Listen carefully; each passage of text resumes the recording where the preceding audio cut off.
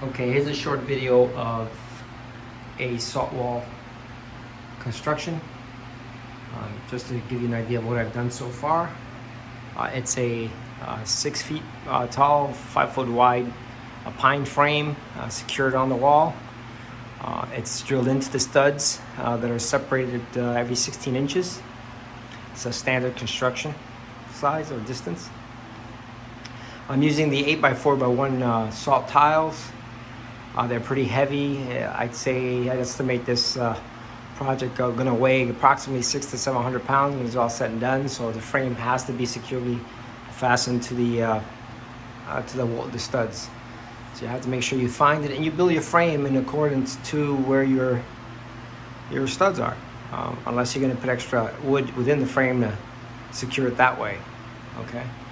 So what I've done here, I've used a 120 volt AC LED rope lighting that plugs right into the outlet and is dimmable from to a switch on the wall. So it's a dimmable LED rope lighting, 120 volts AC, so you're not having to deal with a power adapter. Okay, I've put Mylar on the wall as a reflector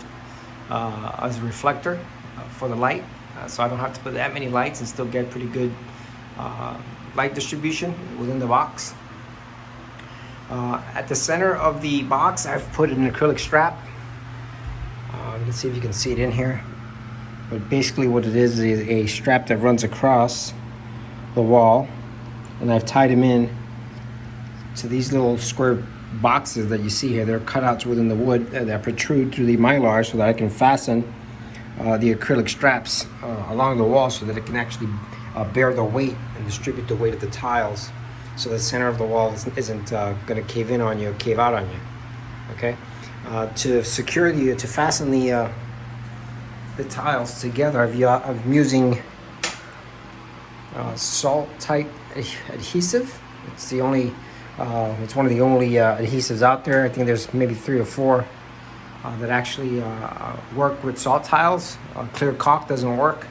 It will deteriorate with time and cause your tiles to shift. But this adhesive is made for work with salt tiles, so you'll have a much better adhesion to it.